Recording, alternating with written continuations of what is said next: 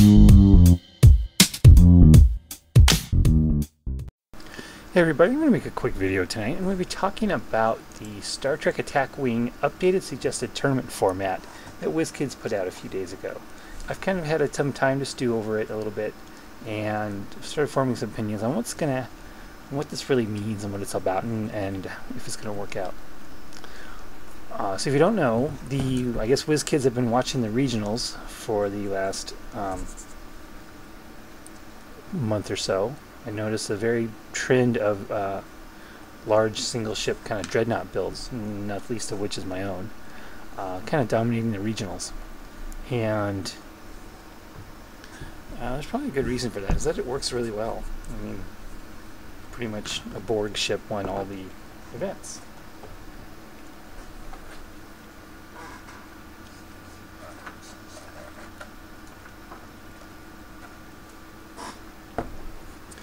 So they came out with this, and another thing I should note is that if you haven't been paying attention, when Attack Wing first came out, there was a pretty strong presence from WizKids on the Board Game Geek forums, including one of the game designers doing an actual running FAQ, which was really kind of nice.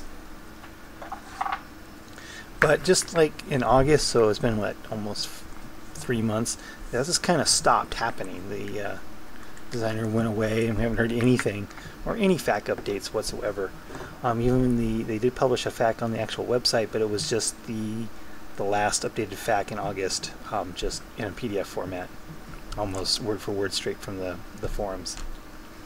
But I guess they were kind of sitting back and waiting for the regionals just to see what would happen, and now they know, and now we all know, and it's all Borg. So first of all, let's go over the changes themselves if you haven't actually read it. First of all, it's 120 points per fleet, which is what we've been running in the collective OPs, but during the other OPs it was pretty much the standard has been 100 points. So kind of upping the point total for suggested tournaments. And then the other the second point is 3 ships per fleet minimum, and if you're running a blind bag, that includes a blind bag ship, so you have to bring at least 2 ships with a blind bag, or 3 ships if there isn't one. Of course, there wasn't anything like that suggested before.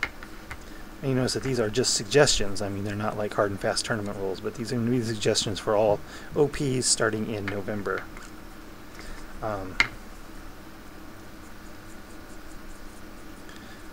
So that's just right around the corner. And then the third one is 50 points per ship maximum, which includes all upgrades, captains, admirals, and resources assigned to that ship, which includes the often used flagship cards, which are very popular because they're very good.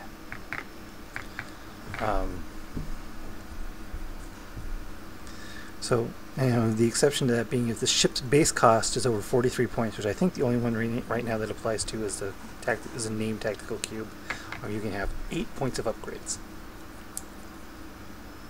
which I think kind of limits the maximum on the ship.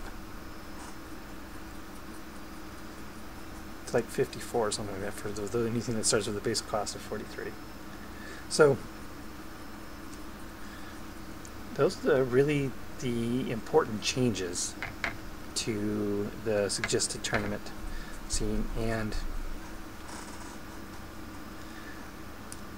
what does it mean? Well, first of all, it means that WizKids is kind of at least paying attention. They looked at the results from the regionals, and including the one that I won, and determined, I guess, that there was it's kind of taking all the fun out of the game, or taking the spirit out of the game, running these big dreadnought ships.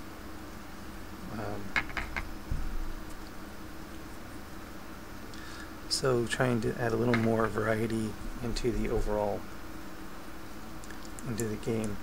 And I really hope that at least for a while, the tournament organizers who run tournaments here actually use these rules, at least nothing else, to give them a try and see what happens. I actually expect to see so much more variety in the builds, because it wasn't just the Borg major builds. I mean, there's also the Voyager dreadnoughts, and even coming up with the Enterprise E dreadnoughts, where you just kind of like pack upgrades on these ships. I mean, I almost thought about running a Voyager dreadnought too at some point, instead of the Borg build that I did end up winning with, because Voyager dreadnoughts are also really good, just not against Borg missiles. Well, of course, there are a lot of people saying it's really going to change anything, but I think the most important thing here is that WizKids is actually watching and paying attention to their game, and at least trying, putting some effort out. I actually haven't tried to do any builds under this new rules yet. There is some OPs coming up, or at least one OP coming up sometime next month. There'll probably be two, which will probably use these suggested rules, because usually that's what the TO on that particular one does, is it uses the WizKids rules, which I don't have a problem with. So I'm definitely looking forward to seeing an OP played like this, just to see what happens. Nothing else. I might have said I really need to try out some lists and things here, based on some of the stuff I've been trying out before. I mean, because there are definitely some smaller ships out there which I really, really like the Jaeger and the Chitang are two of my favorite ships, really. I mean, they're just, only 3 hull each, and just don't really survive against like a dreadnought ship at all. I mean, they can be one-shotted real easy. But hopefully in this new format you'll see more variety, more Dominion ships, because there really isn't a whole lot of Dominion. But just basic Kraxon builds or Kelvin class builds are really, really good.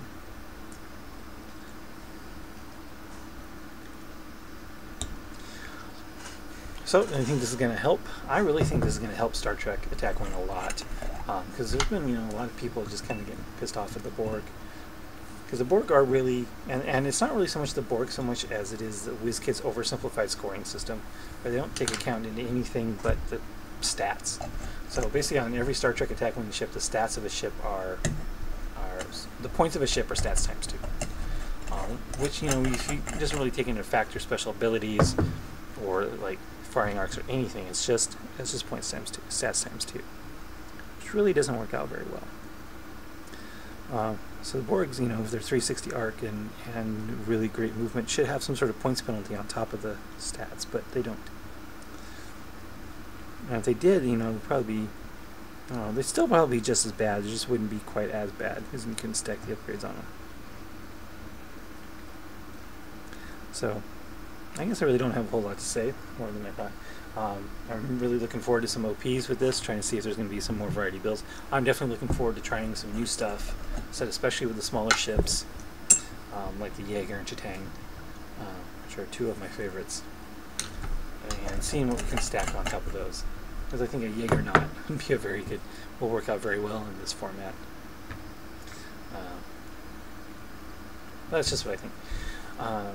So yeah, I'm really excited about this. I'm really excited that, the other thing he mentions, there's going to be a rules forum set up here probably in the next couple months, just like they have for the HeroClix, so that we'll actually be able to get some more updated facts and questions answered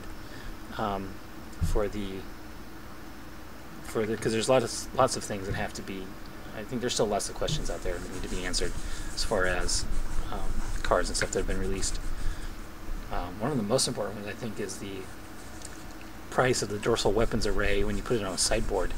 I think that's a very, very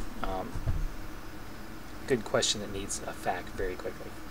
So that's it for this video. I guess I didn't think I have as much to say as I thought I did, but it's still almost 10 minutes of me rambling. So just to sum up, WizKids is paying attention.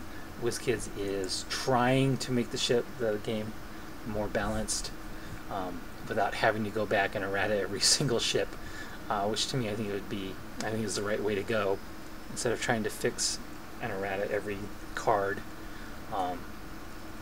That's already out there. Just go ahead and stick with the formula they've been using, with just trying to add additional rules to it to make it more balanced. So that's it for this video. I'll talk to you guys later.